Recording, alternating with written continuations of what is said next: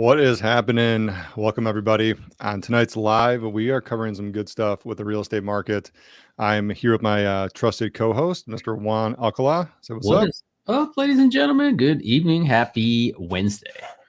Yes, happy Wednesday, and happy Wednesday it is, hump day. So, guys, we're going to get into some stats here. So we're going to geek out in a little bit, but I just want to welcome you guys because every last Wednesday of every single month, we are going to go over the market data. And the market data that we're going to look at today, is from October. And how the MLS works is really they come out with data a month later. So we have to let the month close and then we have to wait a month to get the data. They're going to crunch the numbers, make all these pretty reports for us, and then we can take a look at it. So we're going to look at some data real time as well. Juan's going to pull that up here in a little bit, but we're also going to dive into the market data. And the reason we're doing this, last Wednesday of every month is really to give you guys an inside look at what is going on in the market. It's really important right now as we're looking at, making changes, making job changes, relocating to different states, that we're really looking at this data and understanding how it may affect your purchasing decisions or what's happening in the market so you can make the best decisions possible. And that's really why we make all this content on this channel in the first place, is for you guys to make the best decisions possible. So we're dedicated to diving into the details with you guys. If numbers are your thing, you are in for a treat tonight because we're going to geek out over some numbers. But first off, let us know where you're watching from. Drop in the comments below.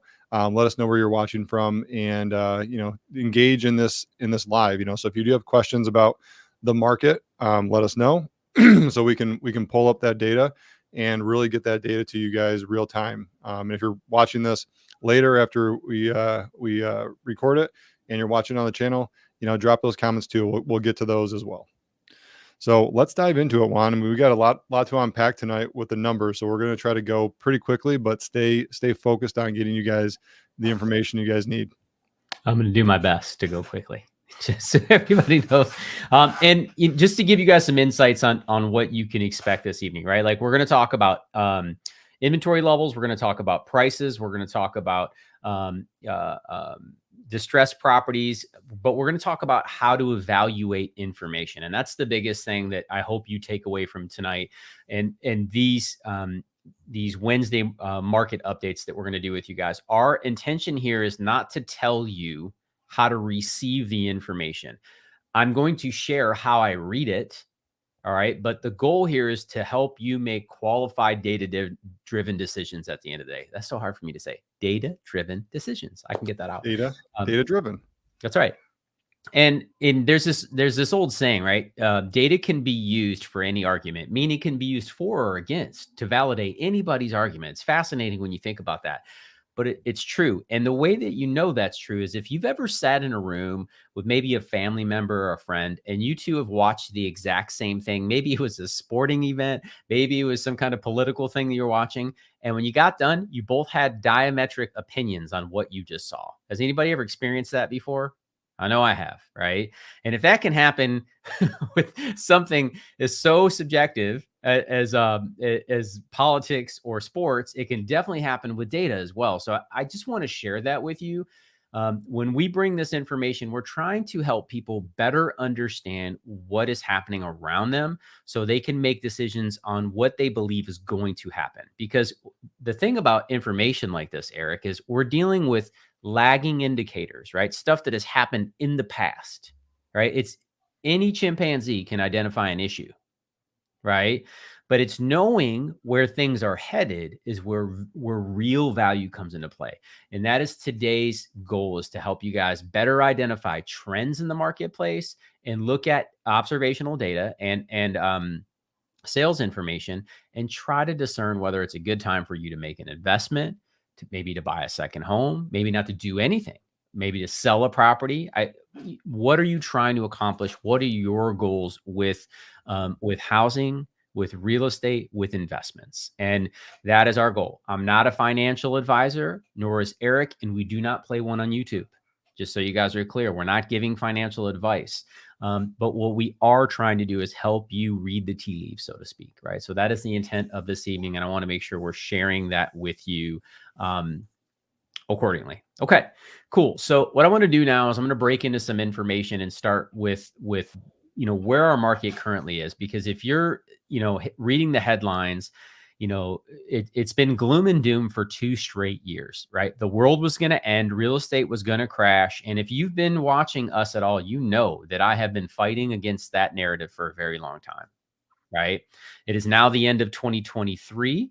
And I get to make videos for the next 2 weeks making fun of all the people who said that was going to happen over the last 3 years. It's very exciting to me.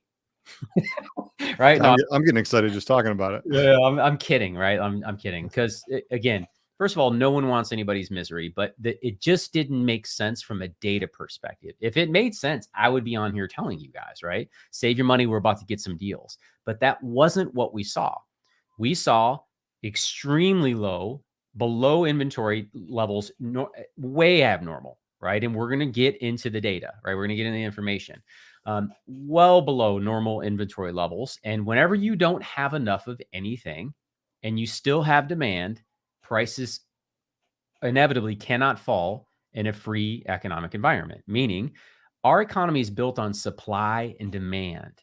And I know many of you know this already, but this is not complicated. If you don't have enough houses and you have more demand than the houses you have, it's very difficult for prices to collapse.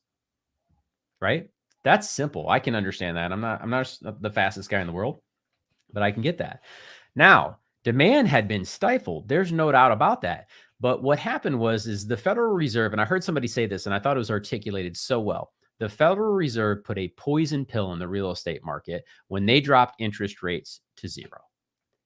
Mortgage interest rates fell to as low as 2.8%, right? And I'm going to share some of these numbers with you guys right now so we can deal in reality. I want to make sure we're all dealing in facts here. And I'm going to head over to Mortgage News Daily, which is a public resource. Y'all can go check this out on your own. And I'm going to go into their mortgage data so everybody can kind of check this out with me. As of today, mortgage interest rates have really started to fall over the last 3 weeks. We're sitting at 7.13% as of today for a 30-year fixed rate mortgage. That's awesome. If you go FHA, we're talking down into the 6s now. Right? Really, really nice. 6.5% on an FHA. That's fantastic. That is over a half point less than I paid for it at the end of September. Okay. So that's awesome. We're getting some relief and some reprieve, which is good news. But what I want to show you guys is if we start to go back and we go back to August 2nd of 2021, which is where I've got this highlighted here. And I know this is hard to see, so bear with me. I don't know if I can get it any smaller than or bigger than this. August 21st, right around there. See, we're floating around. There we go. August 2nd, 2021, mortgage interest rates were as low as 2.83%. And I know everybody's like, Juan, we all got cheap mortgages. I understand that, but I want you to understand where we are. That way you can understand where we were. That way we can understand where we're going. Okay. This is August 2nd of 2021, y'all. 2.5 years ago. Right. Mortgage interest rates were so cheap. Money was cheap. People were buying up houses. Housing was nuts, right? And what happened is over the next 6 months, mortgage rates skyrocketed. Everybody freaked out. They stopped buying houses, right? And this is when everybody thought that the real estate market was going to start to collapse. So this is where you heard it, right? When those interest rates doubled, when they went from 2.3 to 5%, people were like, the market's going to crash. No one can deal with this, right? And listen, we are all in the same place watching the same thing happen. But the unique thing about this was the thing that most people did not take into account is the 70+% of mortgages that are below 4% in the United States. And those people all of a sudden started making decisions they weren't going to move. And then interest rates climbed even higher, 6.1%. Okay. And then October 31st, of 2022, almost a year ago, mortgage interest rates hit their peak. They went from 2.8% to 7.2% in less than a year's time. Sorry, just a little over a year's time. And people were losing their minds, right? Again, people started yelling, screaming from the trees that the real estate market was going to crash. But again, the challenge is people with 2.8% mortgage rates or 3% or low 4s were not interested in selling their homes and moving anywhere at a 7.2% interest rate, right? So it locked up the market, and they started using this term called the lock-in effect. You remember that, Eric? We talked a lot about that this year, right? And the lock-in effect, or the golden handcuffs, if you will, I heard somebody say that on our live stream last night, is where you feel like you can't go anywhere because what you got is so good. And here's what's very fascinating about this, y'all. I want to give you perspective on this. What is unique is most people, and I know for me included, I'm 46 years old. I just celebrated my 46th year on this planet. I've never heard anyone in my entire life consider their mortgage a financial asset. Never. I've never heard anybody say that out loud, right? That mortgage is a financial asset. I've never heard anybody say that. But right now, people are treating those 2.8 to 3.5% mortgages like they are gold bars. They've got them locked in their safe, and they're not coming out unless something either catastrophic happens in their life, death, divorce, illness, or job relocation, right? Or something changes on the interest rate front. They're not going to move. So what we've got is this stalemate, right? Interest rates are extremely high. People can't necessarily afford homes at a 7%. We're going to get into this now. Again, as the year went along, we had a nice dip in February. Things got active again coming into the spring, which is wonderful. And then just last month, right? Just last month, that's October 16th, 7.94% interest rates. Over 8% we were seeing on a regular basis. No one is giving up a 3% mortgage, a 2.75% mortgage, a 2.5% mortgage for an 8% plus mortgage. You get less house for way more money. No one is doing that. Okay. So this has been the challenge with our real estate market. And y'all, Metro Detroit, you guys don't have new homes popping up everywhere. There are those communities in the western suburbs and in the northern suburbs, but like these are not in downtown Royal Oak. You don't have whole new communities being built there. You don't have whole brand new communities being in downtown Birmingham, right? Like the established neighborhoods where most people want to live, you don't have brand new homes coming to the market. And why is that important? Because without new homes, you can't loosen up the supply. And if people aren't willing to give up their financial asset, which this mortgage has now become, which is fascinating, when you bought a home, and if you own a home and you refinanced in the last 2 years, that one asset is now essentially turned into two. Right? That's a huge win. So how do we overcome this? And forgive me for being long-winded here, but this is important for you to understand why you didn't see this big breakout, right? Or depreciation in prices. That stuff's not happening. Nationally, home prices are still on the rise, and we're going to get into the data. That's not why I'm talking. That is data, right? And there is no foreseeable relief when you look at the data. So what do you do? Right? What do you do? What does a person do? Now, again, we've been getting a little bit of relief over the last month. That is awesome. We're seeing some huge dips in these interest rates. Hallelujah. Thank you, Jesus. I'm so excited. Right? But it comes with a little bit of a challenge on the backside. What do you think is most likely going to happen in an environment where you don't have enough supply if the interest rates go down? And I'm going to ask this specifically to Eric in a second. The reason that I ask this is because we have been, for the last 2 years, I've listened to people say, I'm going to wait for the rates to come down. Meanwhile, prices have appreciated another 10%, right? Another 10% on the thing that they were hoping was going to go down in price. It actually went up, and the mortgage rates went up. But in an environment, Eric, where you have not enough supply to begin with, and then you make money more affordable by lowering the interest rates, by making the payments more affordable, what is the most likely scenario for home prices at that point? Yeah, I mean, it's a great question. Conversation we've been having so frequently, with clients. And what's really going to happen is as these interest rates come down, more and more homeowners or more buyers who want to move, right? Or they're upsizing, downsizing, people that want to make a lateral move or just, get into it as a first-time home buyer, they're going to start entering the market. Mm-hmm. So things are going to start getting more competitive. Like if the interest rate was to come off a cliff right now, and go back down to a 3%, it would be like Black Friday in like 1998 at Best Buy. Right? Like the doors are just bust open, Every day. people are rushing in, to buy all this stuff, and it's going to get crazy. Yeah. It's going to get crazy like 2020, 2021. But I don't think the Fed's going to do that. All I right. don't. The Fed's done some absolutely crazy things, with these interest rates. I agree with the person who said this was the biggest poison pill. 2.8% interest rates, 100% was a poison pill. Like it got us into this situation. And I'm going to get into this data here in a minute, but like here's the thing that really strikes me in this data.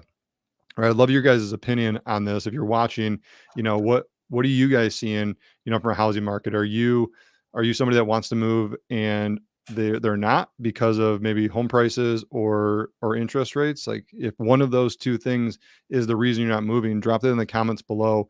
I'd love to get that input from you.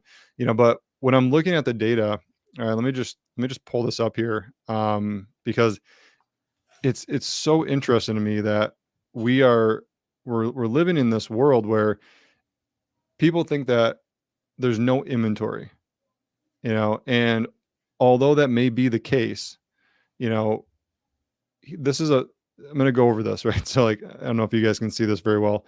Let me try to close this. I don't know if I can close that. All right. Well, anyways, when we look at this data, the big thing that strikes me is we say we're in a very low inventory, but we don't have much lower inventory than 2020, 2021, 2022, and these charts actually show that. All right. And we're going to look at the data more specifically, but just from a glance, it's not like we're falling off the cliff with inventory.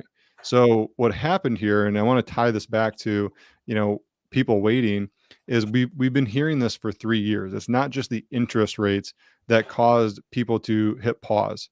I've personally been working with clients that have been trying to buy a home since 2021. Okay. And despite what I say, how I say it, right, how many cherries I put on top or whipped cream or whatever, it doesn't matter because everybody has their own opinion about what's going to happen, on the headlines. And in 2020 and 2021, the big conversation was, well, I'm not going to buy a home right now because the prices are increasing so rapidly. There's no way these homes are worth this amount of money. There's no way this is going to stick. Something's going to happen with the prices. And at the time, like prices just kept going up. So when we watch prices go up, up, up, right? It's a natural resistance to say, well, what goes up must come down. All right. And we haven't seen that, right? Just like we've talked about before with the crash callers, in the market, the market's going to crash. It's going to be absolutely horrific. Prices are going to fall. Interest rates are going to do whatever they're going to do, but it'll be a good time to buy once that happens. Well, that hasn't happened. Right? We're looking at that and saying, okay, what does 2024 have in store? But I just want to point out, like over a 5-year period, and we can slice this data however we want. We can look at it monthly. We can look at it, on a rolling 12 months. The inventory pre-2020, right, pre-pandemic levels, and I like that new saying, like everyone's pre-pandemic, like this is the new normal, in real estate is post-pandemic. Pre-pandemic, inventory, in all the counties here, and we're looking at the major counties here in Southeast Michigan: Washtenaw, Livingston, Oakland, Macomb. I'm excluding Wayne from this because the numbers look a little bit skewed when you're looking at it. But these major counties average inventories, in the summertime, August, September, 1,600 in Washtenaw, 5,700 in Oakland, 3,200 in Macomb, close to 1,000 in Livingston. And then we get to, which was one of the hottest real estate markets, right, here in Michigan in August of 2021. This is when things were going 30, 40, $50,000 over asking. Yep. Okay. Inventory is already low. Inventory dropped to 1,000 in Washtenaw County. Right. Your peak didn't even meet your trough from pre-pandemic levels. And Correct. inventory is what we're referring to, right? So like the homes available to purchase, there weren't as many at the peak of the pandemic as there were the troughs, the lows of that normal time period, 2018, 19, right? Like Eric, we were talking about this last night. Who in here wouldn't love to go to 2018, 19 in terms of money again? How much things cost? Everyone wants to be 100%. back there. So keep going. 100%. So we look at inventory and we're saying inventory is low. Yes, it's low, but keep in mind, people are still buying homes. Mhm. All right. These homes are still going for sale. They're getting offers on them and people are still buying them. So we have to like take an objective look at this and say, okay, to your point, like if interest rates do come down, what do we logically think is going to happen if there's already low inventory? There's been low inventory, in my opinion, for the past couple of years. Yep. And if interest rates do come down, all those people that have been in the market since 2021, 2022 that said, there's no way I'm paying this much for a home. Even when interest rates were at 4 to 5%, they've been waiting on the sidelines. And I've personally had that conversation with them. And some of those buyers are now to the point where it's like, well, we don't even know if we can get the house that we want, right? Based on the interest rates and the price of them. Yep. And they're kicking themselves in the butt saying, we should have bought in 2022 and 2021 when we had the chance. All right. In hindsight, right, grass is always greener. And there's a saying that's been going around, which is marry the house, date the rate. And I absolutely hate that saying with a passion because it's probably one of the worst just schemy things to say, right, in the real estate industry. And I hate those schemy things that make every real estate agent, sound like a broken record. And it's like, well, everybody's saying it, right? And it's a phrase that just caught on. But I will say there is some validity to it, right? The saying is schemy, but the actual truth behind it is interest rates will come down, Mhm. and what they're trying to get across with that is find the home that you love, assuming that interest rates can change over time. Right. And if you had to ask that question in 2022, hey, would you buy this house for $20,000 over, knowing that interest rates are going to stay at maybe 6, 7, 8% for the next 10 years, and you got a 5% interest rate, would you do it? I think everybody would agree that that'd be a smart financial decision. Yep. Right. So I just wanted to point that out as we're talking about this because, inventory is low, but at the same time, inventory is going to remain low if all those buyers re-enter the market with low interest rates. And when I say low, where the Fed thinks they're going to land in 2024 is somewhere around 5 to 6%.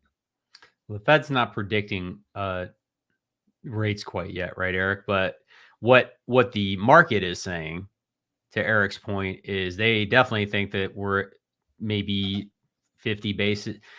What I'm hearing is as much as 275 basis points. They actually came out with that. That was publicized. There you go. So Fed's minutes were from last week, and then there was more data that came out this week because the disinflation is taking place right now, right? That was the news that came out last week was, hey, prices are headed down. It's not in housing, right? So, but here is the good news. Having said all of this, guys, like, again, it's facts are facts. Truth just is I don't necessarily know if it's good or bad. It can be painful at times, which we've experienced over the last few years. But the good news is all of the trends point towards stability and some sense of normalcy in the real estate market. And I'm going to show you what I mean by that. When I was talking about the pre-pandemic levels and Eric was showing you where the inventory levels were pre-pandemic, again, I think if you asked anybody and said, hey, would you like to go back to 2018 or 2019 in terms of how your money spent? Everyone would just say yes and do a dance if we could make it happen. Well, first you have to get back to the behaviors that people displayed and had during that time period. The good news is, according to Redfin, and our data is validating this as well. This is why I think it's important to take note of that. Is that people are starting, and more importantly, the housing market is starting to behave like that once again. All right. Hallelujah. Thank you, Jesus.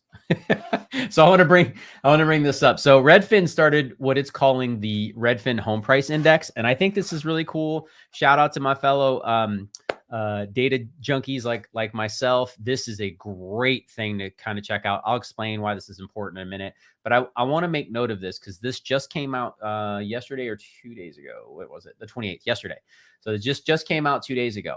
And here's what they discovered with this home price index that they saw here. Okay. Things to know about this. Where is it? Sorry. That's not what I was looking for. Here it is. Nationwide home prices rose 7% month over month in October to a record high. That's not necessarily great if you're waiting for prices to fall, but the 0.7% is wonderful versus the 3, 5, 10% we've been having month over month, right? And we'll get into the local data here in a minute because it's important to kind of take on. But that is a great thing. Now, year over year, we're at 6.1%. Prices have climbed. So again, people screaming from the top of their lungs that prices are going to crash for the last 2.5 years, while you missed another 12, 15%, depending on what area you're living in. Right now, you need a historic home price fall in order for you to hit the price guidelines that people were predicting 2 years ago. It's a tough place to live, right? So something to keep note of. Now, here's what I want to show you. This is the home price index going all the way back to 2012. Okay. And this is Metro Detroit.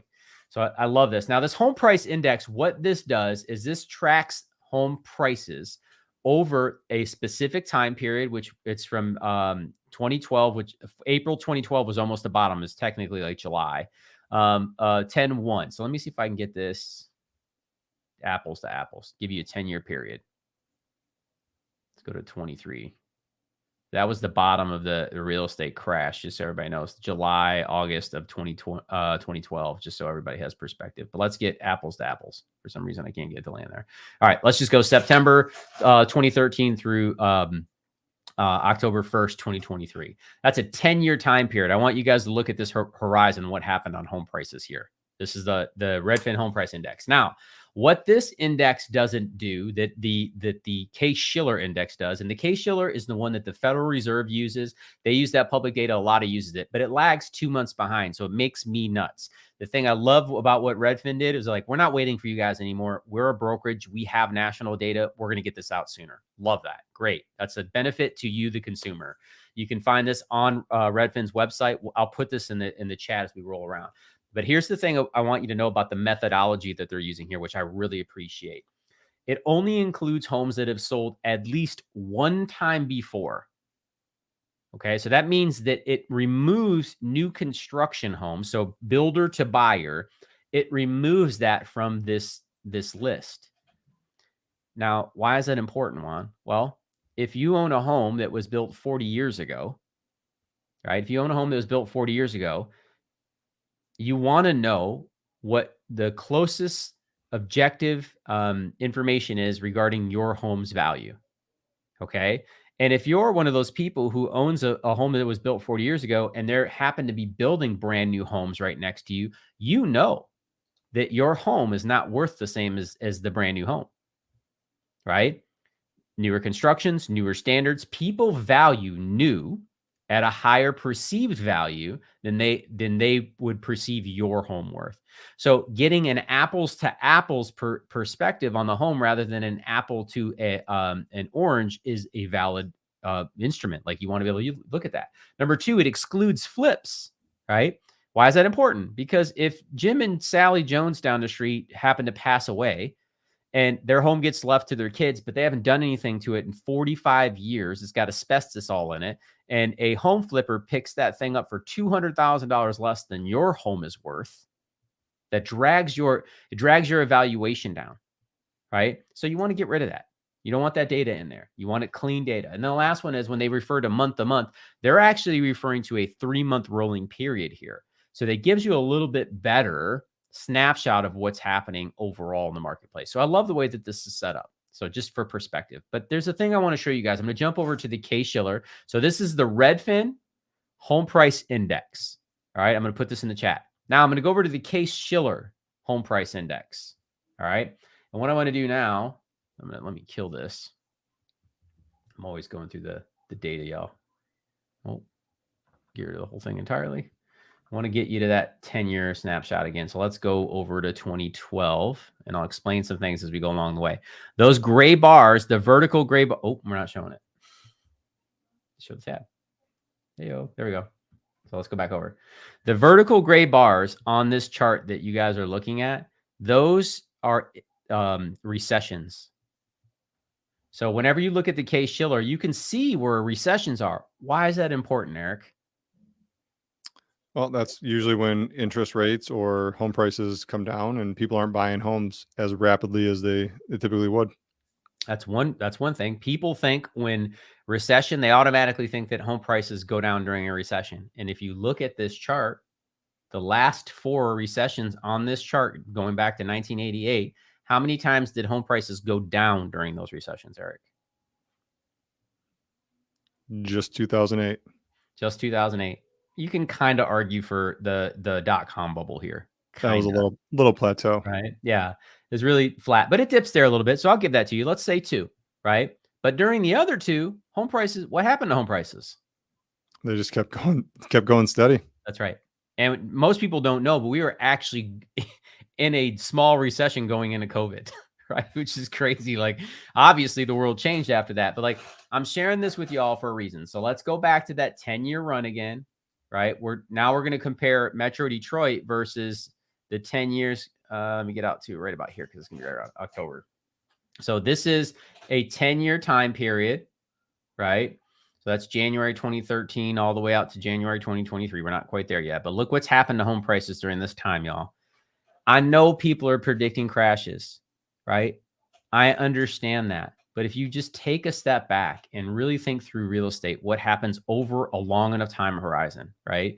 If you go from 2012 to 2002, there was very little appreciation. We had this big rise and it crashed. That happened. And it was real estate's fault. Terrible lending practices, banking institutions. It was a nightmare, right? But outside of that, housing typically does not get affected by a recession the way that the standard economy does. And the reason being is because people take their money out of the market and go to safe bets, safe assets, gold, silver, housing. It's a hedge against inflation. What have we been in a hyperinflationary period for the last year and a half? People were buying more real estate. So keep that in perspective when you're looking at what's happening in the marketplace as a whole, right? Real estate has proven itself as an asset class over time. I say this all the time, but the data proves it. You don't know anybody that's owned a home for 10 years that it hasn't changed their life, guys. And you most certainly don't know anyone that's owned one for 20 years that it hasn't changed their life, right? Do the math. I mean, look at this chart. If you owned a house, if you bought one in 2003, in 2003, and you own one in 2023, you're talking over $200,000 to $300,000 appreciation on average. I mean, just look at that appreciation from 2022. Right. And again, throw that out if you want, guys. Right. If we're again, I'm never trying to sell anybody in anything. Let's take a step back, Eric, and just say that didn't happen. Let's just, okay, from 2012, that rate of appreciation is not real. Let's just go with what was happening prior to that. So I'm going to go back to 2012. We're going to follow this slope of a line right here, right? Where does that get us to? 10% less than we're at right now. Mm-hmm. Right? Like, guys, I'm telling you, real estate changes your life. The people, again, the average American that owns a home has like $170,000 in equity in that house. And the average Americans have more wealth than all of the other Americans combined that own homes. Okay. So I'm just talking about this. Now, you get hurt on the sale, not on the purchase. Unless you're an investor trying to do flips and stuff like that, then everybody talks about on the buy. If you are planning on holding a home for 5 or 10 years, it is a great asset to hold your wealth. There's costs associated with, there's a lot going on, but this is important for you guys to just kind of wrap your mind around, right? We don't have enough supply. I'm not going to go on a whole tangent with that, Eric, going knee deep about inventory and supply, but over the last 10-year period, over 15 million households have been created, and there's only been 11 million new housing units made. Do the math, guys. Yep. Well, there's one thing that we can take a look at is local data, right? To really understand what's happening. There's a lot of shortage in the housing market, and I think that's the thing that people miss when looking at it. They just really look at the price of homes and interest rates as the two correlations that are driving how those things play with supply and demand, right? Interest rates go up, prices must come down. And that's, I don't know who started that, if that was always correlated that way, but like, you know, it doesn't really play into today's economics because there's so many different factors, at play with the interest rates, housing, right? The supply is a big thing, right? And that's what you got to really look at. So I'm going to pull up, some local data. So we're looking at the MLS, here in let's take a look at Washtenaw County first. So we're going to take a look at Washtenaw County data. So this is directly from the MLS. Like we said, we're going to put the links into the public, data sites in, but we want to show you behind the scenes, right? So you can see the data, from places like Redfin, but you can also see them from the MLS directly here. And this is Washtenaw County data. So that includes Ann Arbor, Saline, Dexter, Manchester, Ypsilanti, and this is what's happening behind the scenes. Okay, so as of October, we've had 266 new listings come to market in October compared to 2022 where we had 262.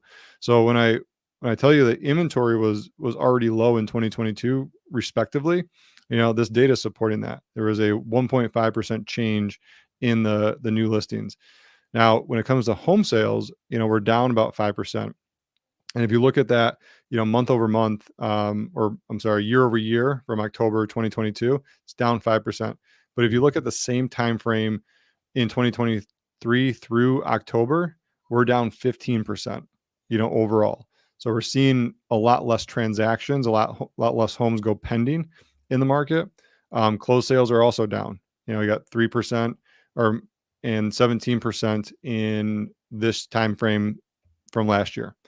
Yep. So days on market, we're seeing that decline too, which in 2023, it's 22 days. Through the same time last year, 26 days. All right, so that's going up a little bit, and this is due to a little bit less inventory, but a lot less buyers in the market.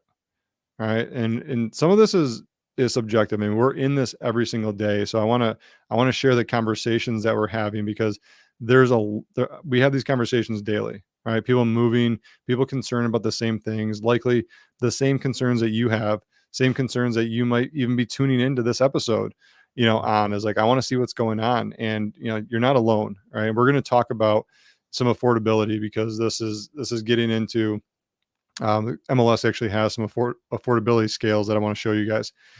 So median sales price, that's for single family homes, that's gone up, 12%. So we just looked at the price, of homes going up over a 10-year period of time. Over last year, we're up 12%. Same time frame from last year, 5.4%. Average sales price, which is different than the median, we're up to 480 in Washtenaw County. For Ann Arbor specifically, that number is more like 550. For the average sales price. This is also really interesting is what percentage of the list price are offers being submitted at, right? So this is percent of list price received. So homes this year is 101%. So that means on average, sellers have gotten 1.3% over asking in today's market. It's crazy. With interest rates at a 13, at 8%, and low inventory, as well. So that's where we're at. Inventory of homes, we're down, from 2022. We have 26% decline there, and months of supply has dropped from 2.5 to 2.2. Okay, condo market. I'm not going to go through this, but you can see, numbers are relatively similar. We're starting to see a little bit of decline, less than residential, but prices are lower in terms of average sales as well. Okay, so that's Washtenaw County. Let's take a look at Metro Detroit as a whole. Okay, so this Washtenaw County is a carve out. So Metro Detroit, covers Livingston, Macomb County, Oakland County, Wayne County. So, cities like Brighton is in Livingston County, Howell, Macomb County, you're going to have Shelby Township, Macomb, Clinton Township, all those areas. Oakland, you'll have Birmingham, West Bloomfield, Royal Oak, Milford, those type of cities. Then in Wayne County, you got Detroit, right? And the surrounding areas of Detroit as well. Yeah. So same thing here. I'm not going to go through every single number, on it, but I want to give you guys an understanding of, the new listings. We are down right across the board. Same time frame this year, we're down 17%. So fast forward to the average sales price, we're up 0.6%, year over year, and then same time frame from last year, we're up 0.5%. Okay. 99.8% of list price ratio. All right. So homes are still going at ask or very close to it. All right. We're talking about a 0.2% variance, from list price. Now, this is the one that I wanted to really hone in on, as a whole from all of these, because this covers a large area, right? This is probably the largest area, here in the Metro Detroit area. We're down 23% in inventory, all right, from 2022. And we just got done looking at the chart where inventory was already low. All right. From pre-pandemic, we're already at these same levels. They haven't changed much, but when you take a fine tooth comb and you kind of magnify in on these year over years, 23% is a pretty substantial amount of inventory. Right. So when we start looking at what 2024 has in store, well, this is because a lot of sellers have hit pause. Right. They're not going to jump in from a 3% or a 4% into an 8% interest rate. The ones that can do it, they've already done it. They've already exited their homes, paid cash for the next one. They're golden. Right. And if we look at really the demographics of who's moving right now, from our calls and, the type of buyers that we're seeing sell, or sellers that we're seeing sell, and buyers, we're really looking at the demographic that has held a home for, 5 to 15 years, right? Mm-hmm. Maybe even longer than that. I would say probably 10 to 25 years. And now that house is close to paid off, if not completely paid off.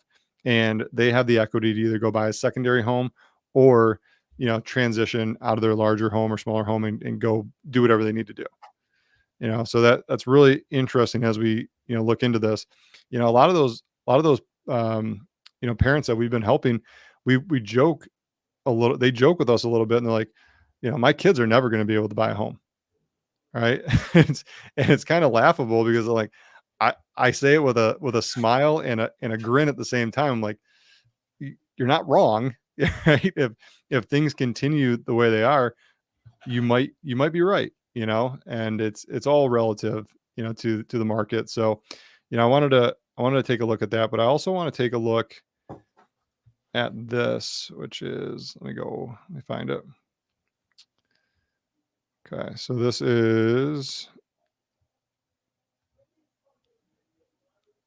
so we're looking at how some of these purchasers are financed here. So mortgage financing utilization.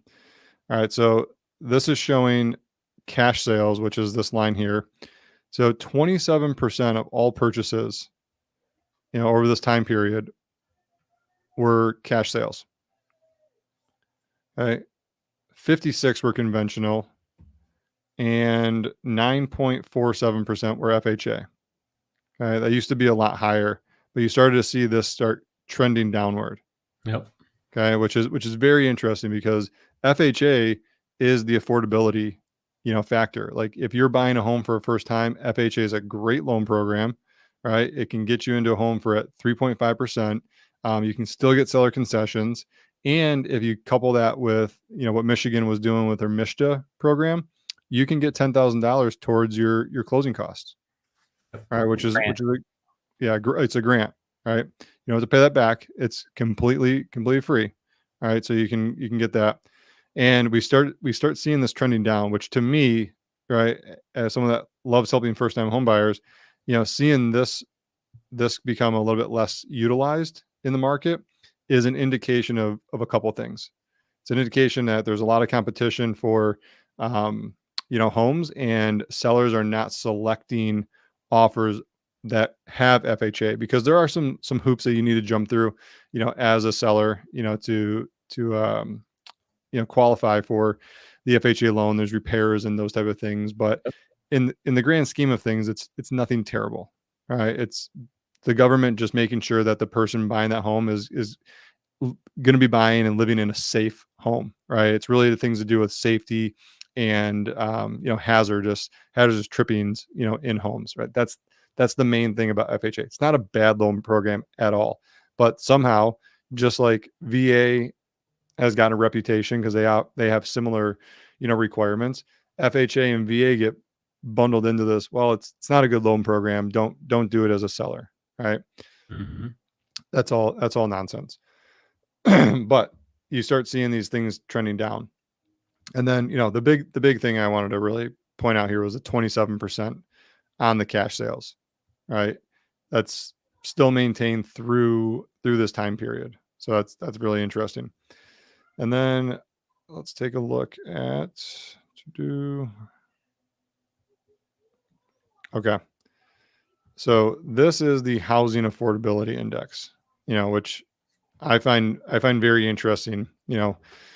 Our MLS is tracking this. All right. So if they're tracking it, must be an important Yep. data, set that people want to look at and need to understand. And as real estate professionals, we're trying to understand what's stopping people from buying. All right. And interest rates being high, home prices going up, you can put two and two together. This equals an affordability, question. So the higher the number here, the more affordable it is. Okay. Just when kind of look at this chart in the respective way, the higher the number, the more affordable that homes are. So in 2021, we saw the affordability index at 186. Okay. 2022, it dropped down to 126. And in 2023, it's at 111. Okay. That's in October. Year to date, same thing.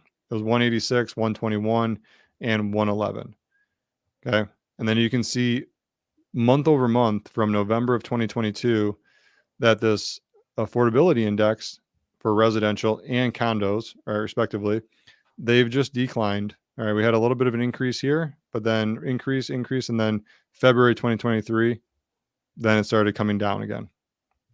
129, 119, 114, 112, 114, and 111. Okay. Almost near 100. Okay. And this is really, when I want to break this down. So in this example, the index of 120 means the median household income is 120% of what is necessary to qualify for the median price home under prevailing interest rates. The higher the number means greater affordability. Okay. So 120% of what is necessary to qualify for a median price home. Now, the median price, all right, we look at it, some of these homes in these areas, the median price has already gotten to about let's go to these numbers here. It's condo, residential. So the median sales price, and this is the whole entire MLS, by the way, is at 250,000. Year to date in 2023, it's a 2.9% increase. All right, so that's very interesting, to look at year over year, as we know that a lot of credit, institutions have come out with publications saying credit card debt is going through the roof. All right, we have auto loans that are being, basically turned back over to the banks, and home prices are still increasing. Okay. So what does this all mean? All right. Let's take a step back. All right. With it all, what this all really breaks down to, is that people are looking at, the affordability of homes. They're considering everything, right? So when we have the conversations, people moving to Michigan, they're looking for the good areas with the good schools with affordability, and those still do exist here. Those still do exist in a lot of major metropolitan areas, across the United States, right? But we are now being forced, to make other financial decisions, right? And the easiest one, right? What's the easiest one? Make more money, Make more money. right? Just make more Make money. more, Yep. just make more money. It Yep. solves all problems, But we are going to see these interest rates to come down. So my advice, right, to anybody, looking to buy or sell is knowing what we know about where the market's going, right? Where inventory is, today. And I don't think it's going to get any better, right? But knowing that the Fed has already declared, you know, 275 basis points decrease in 2024, we're going to start seeing interest rates trickle down. Okay. And that's not going to be 275 basis points all at once. That's going to be, over the course of the year, but we are going to start seeing interest rates trickle down, which means your opportunity can be now, or your opportunity can be in 3-6 months.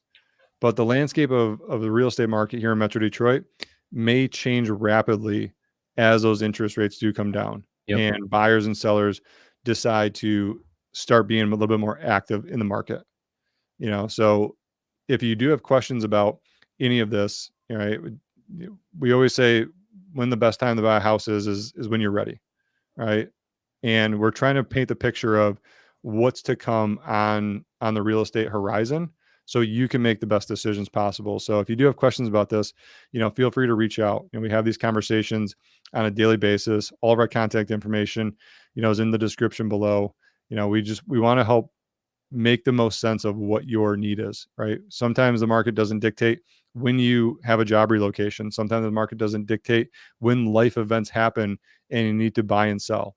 But at the same token, there's always opportunity, right? We just helped a couple, who was absolutely dead nervous about entering into the real estate market, and we got them concessions on their purchase, right, which helped buy their rate down, and they used some of those concessions to offset closing costs too. So it was enough to offset closing cost, offset the rate.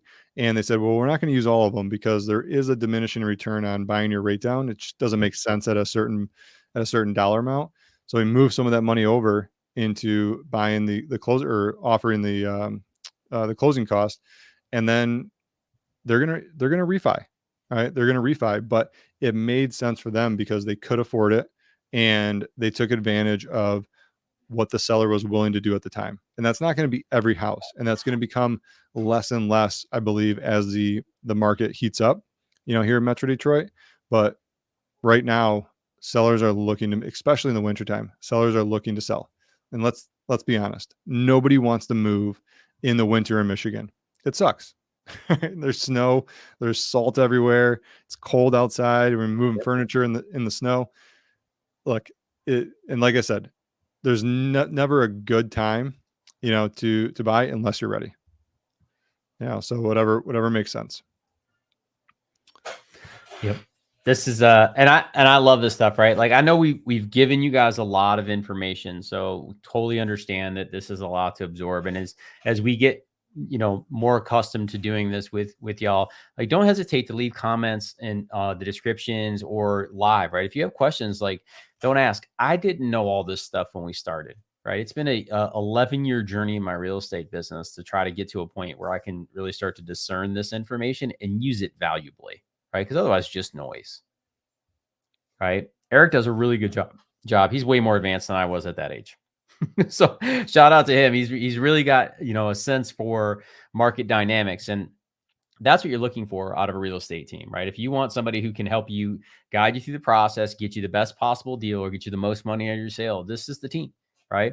Our team is here to serve you. We love doing this, right? And we're we're very fortunate to have the trust of you. We have people coming from all over the country, right? Eric has got, people coming in this weekend. He's already got people on the ground here right now, and they're coming to us all over the place from our YouTube channel. And it's because you trust us. And we just want to say thank you. Thank you for that trust. It's been an incredible year. If you guys don't know, we sell in 2 states, right? Eric's back home in Livingston County in Brighton. We serve all of Southeast Michigan. Sophia's in Western Wayne County. She's there to help serve as well. I'm in Tampa, Florida, but spent my entire life in Metro Detroit, and I still sell real estate back there with Eric. Our partnership is wonderful, right? We've got people that want to come to the Sunshine State and do the snowbird thing in the winter. We're able to take care of them there. And we have people relocating to the Ann Arbor area, the Metro Detroit area because of jobs or family or whatever it is. And we're just so grateful to serve you. So thank you for your attention. Thank you for your time. We'll continue to deliver value like this. Eric, any final words tonight? No, I mean, it's been a year. Yeah, right. And it's been a fantastic year, I think, is an understatement, in terms of the growth of this channel, the growth of, our real estate business, operating in 2 states has been absolutely wonderful. Michigan to Florida, we always have that snowbird connection. So a lot of synergies there. When we decided to make that move, it was absolutely a no-brainer. Right. Let's do it. Let's push harder.